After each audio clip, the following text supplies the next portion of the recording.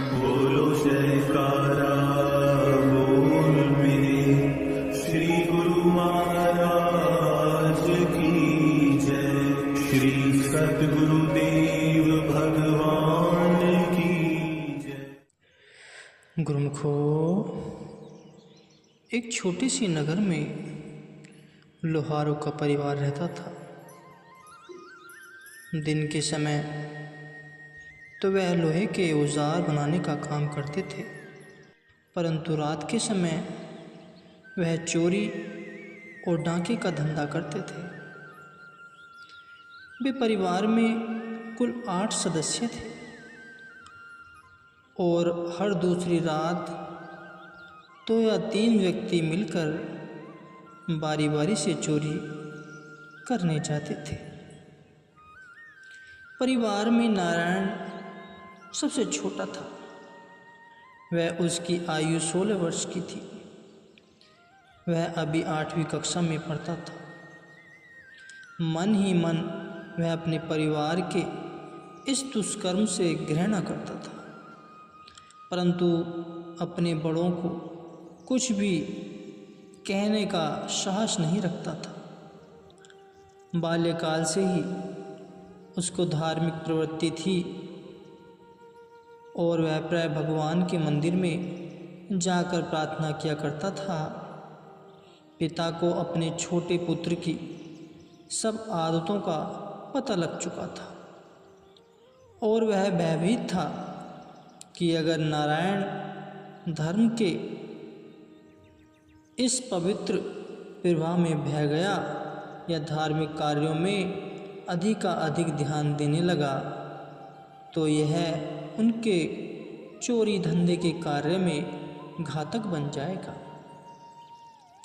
इस प्रकार एक दिन उसने परिवार के सभी सदस्यों सहित नारायण को भी बुलाया और उन्हें यह समझाने लगा, क्योंकि हमारा लोहार का साधारण कार्य करने से सुखपूर्वक जीवन का गुजारा नहीं चलता, इसलिए हमें विवश होकर चोरी धंधे का काम करना पड़ता है। इसलिए अपने जीवन में यह 2 बातें सदा याद रखना। चोरी करके रुपया पैसा अथवा आभूषणों की करना और कभी किसी व्यक्ति को किसी प्रकार से भी हानि न पहुंचाना। संतों की संगत कभी नहीं करना और अगर भूले से कहीं संतों के प्रवचन कानों में पड़ जाएं तो अपने कान बंद कर लेना। जबकि परिवार के अन्य सदस्य इस चेतावनी भरे रहस्य का महत्व समझ गए थे, परंतु नारायण यह समझने में असफल रहा कि कैसे संतों के प्रवचन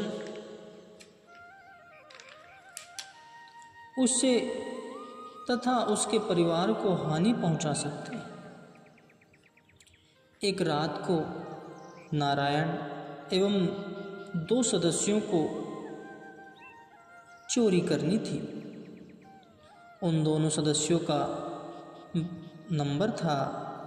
उन्होंने एक अमीर व्यक्ति के घर सेंध लगाई। वे उसे पूर्णतः लूटने में सफल हो गए और इस लूटमार से काफ़ी धन एकत्र कर लिया। इसी मध्य नारायण उनसे बिछुड़ गया और अपने आप को बचाने के लिए दूसरी गली में घुस गया। कुछ दूरी पर एक बड़े आंगन में उसने महात्मा जी को सत्संग करते हुए देखा। वह उनके अमृतमय प्रवचनों को सुना। पूरी रात सत्संग का शुभ कार्यक्रम चलता रहा। वह बचकर दूसरी तरफ से गुजरने लगा, किंतु उसने महात्मा जी की यह कहते हुए सुन लिया कि देवी देवता चूँकि दिव्य शक्ति रखते हैं इसलिए उनकी छाया नहीं होती। अपने पिता द्वारा बताए गए भय एवं आशंका से वह यह सोचने लगा कि महापुरुषों के प्रवचन के ये चंद शब्द उसके जीवन में कैसे विघ्न बाधाएं डाल सकते हैं। परंतु हुआ क्या कि इन शब्दों के इस छोटे से वाक्य ने तो उनके संपूर्ण परिवार के जीवन को ही बदल डाला।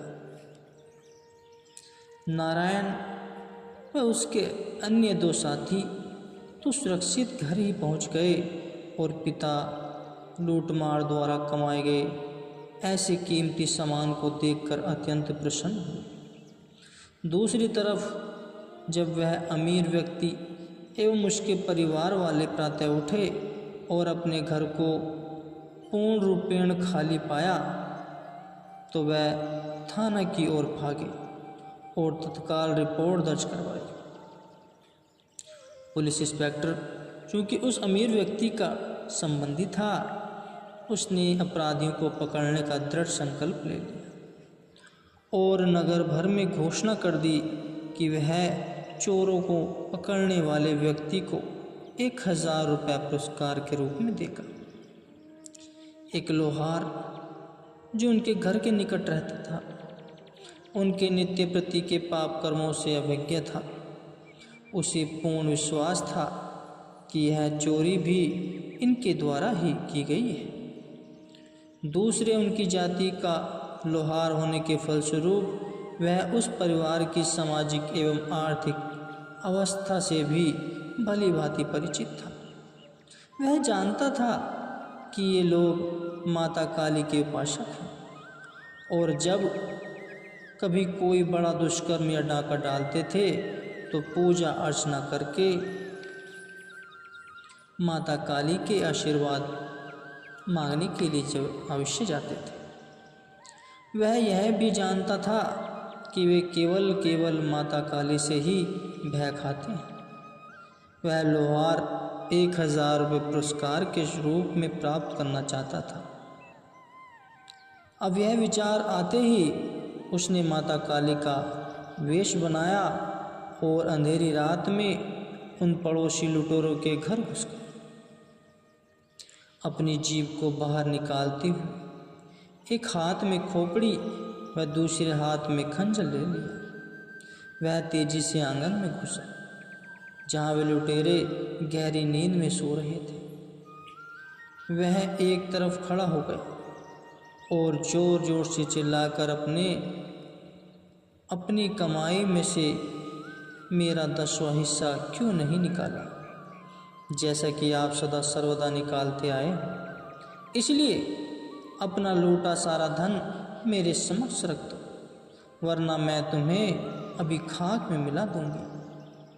सारा परिवार मारे भय के कांपने लगा कि आज मृत्यु अवश्य आ जाएगी। कोई भी देवी के चमकते हुए चेहरे का सामना न कर सका। वे इतने भयभीत हो रहे थे कि उनका पिता तो अपना किया हुआ दुष्कर्म बताने ही वाला था, तभी आभूषणों को लेने ही जा रहा था। पुनः देवी के रूप में परिणामतः उस लोहार ने चेतावनी देते हुए ललकारते हुए कहा, अभी तुम्हें ऐसे बुरे कार्यों का परिणाम भुगतना पड़ेगा। इतने में ही नारायण ने उसकी चारपाई उस नकली देवी के एक तरफ बिछी हुई थी देखा कि उसकी छाया उसके सामने पड़ रही थी। सहसा ऐसी छाया देखकर महात्मा जी का सत्संग उसके स्मृति पटल पर उभर आया। देवी देवताओं की छाया कभी नहीं होती। उसे यह विश्वास हो गया कि किसी व्यक्ति ने माता का भेष बनाया है। यह विचार आते ही तेजी से अपने बिस्तर से छलांग लगाई और उस देवी को जोर से धक्का लगाया।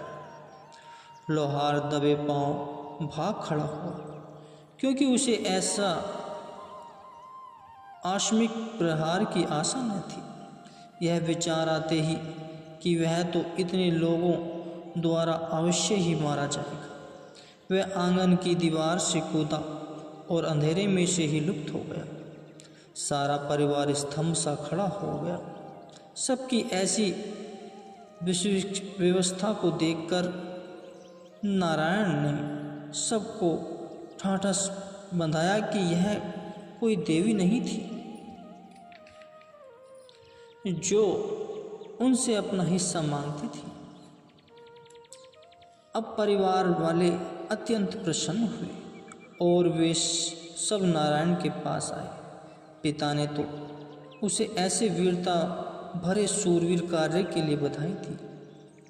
अब सबने एक ही स्वर में नारायण से पूछा,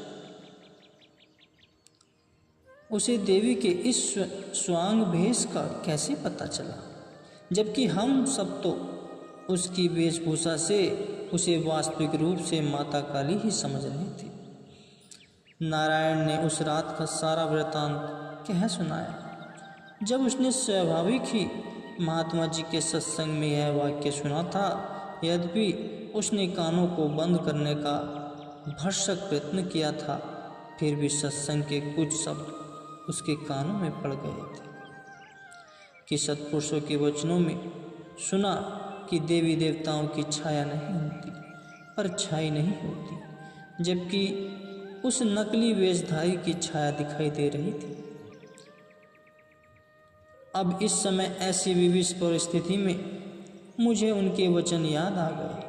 आप सबने प्रत्यक्ष रूप से देख लिया कि सत्संग के एक वचन ने हमारी कायाकल्प कर डाली। इस एक वचन ने न केवल हमें भयानक मृत्युदंड से ही बचाया, अपितु हमारी धन संपत्ति की भी बचत की। एक वचन ने ही मेरे सहित समस्त परिवार का एक ऐसा भला किया जो महापुरुषों की ऐसी नित्य संगति का फल कितना सुखदायक होगा। पिताजी पर इन बातों का गहरा प्रभाव पड़ा। उनकी आंखों से प्रायश्चित की अक्षुधारा बह निकली। उसने नारायण का आलिंगन किया और उसे धन्यवाद दिया कि उसने तो उसके मन पर बड़े मलिन आवरणों को धो दिया। उसने अब परिवार के सभी सदस्यों को संबोधित करते हुए कहा, हम सब अपने रास्ते से भटक चुके हैं। सत्पुरुषों के शुभ आशीर्वाद से हमने सत्संग की महानता को प्रत्यक्ष देख लिया है। यह सब मेरा ही दोष है। मुझे डर था कि यदि आपने संत महापुरुषों के सदुपदेशों को सुना तो तुम इस कार्य से घृणा करने लगोगे। इसलिए ही मैंने तुम्हें सत्संग के प्रवचनों को न सुनने का आदेश दिया था। निसंदेह सत्य स्पष्ट है कि संत सत्पुरुषों के एक वचन ने हमारे जीवन को बदल दिया। अब बीती को भूल जाओ और आज से ही यह दृढ़ निश्चय कर लो कि हम सब भले कार्यों द्वारा ही जीवन निर्वाह करेंगे। हमें अब नियति रूप से मंदिर में जाना चाहिए और संतों की पावन रज से अपने घर को पवित्र करना चाहिए। उपयुक्त सारांश यह है कि चोर लुटेरों का यह परिवार ऐसा पवित्र व धार्मिक बन गया कि उनमें से कुछ तो साधु बन गए। नारायण उस नगर के मंदिरों का पुजारी बन गया। हमारे लिए संतों का मिलाप कितना लाभप्रद है। परम संत श्री कबीर साहिब जी तो यहाँ तक वर्णन करते हैं कि महापुरुष ज्योति स्वरूप होते हैं। उनके ज्योतिर्मय स्वरूप का दर्शन पाई पापी एवं क्रूर लोगों को भी पुण्य आत्मा बना देता है। संतों की संगति की महानता दर्शाते हुए संत तुलसीदास जी कहते हैं, सट सुधरे ही सतसंगति पाई, पारस परस सुखाद सुहाई।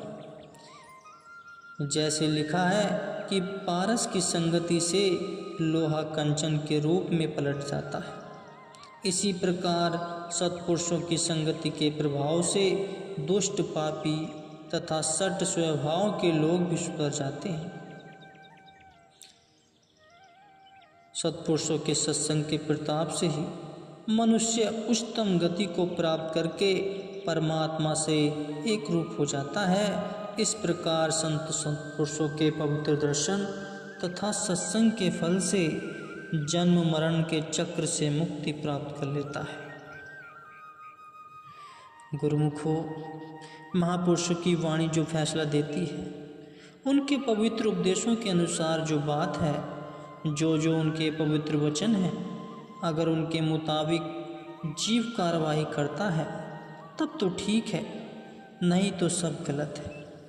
अपने ख्यालों के अनुसार चलकर जो जीव काम, क्रोध, लोभ, मोह, अहंकार आदि के धोखे में पड़ा हुआ है, ये पांचों अपना काम कर रहे हैं और जीव को धोखे में भटकाते हैं। संतों का कथन है, बहुतु श्यानप जम का भय व्यापा, अनिक जगत करी त्रसन्ना धापा। जबकि जीव की अपनी बुद्धि भी काम, क्रोध, लोभ, मोह, अहंकार और काल माया के अधीन है तथा ऐसी बुद्धि असलियत की परख पहचान कर सकने के योग्य नहीं है। तब फिर हकीकत की खबर कैसे मिले, परख किस तरह हो और दुख तथा बंधन से आज़ाद क्यों कर हो, कैसे हो। ऐसी हालत में मनुष्य संत पुरुषों के वचन का सहारा ले, तब तो काम बने। अपनी सुरती को महापुरुषों के वचनों से मिलाए, इसी को ही भक्ति कहते हैं। कि संतों सत्पुरुषों के वचन अनुसार अपने जीवन को बनावे, उनके वाक्यों पर बारंबार विचार करें, उनके उपदेशों के अनुसार मार्ग अख्तियार करे और संतों की वाणी का दृढ़ अभ्यास करे। यही भक्ति है।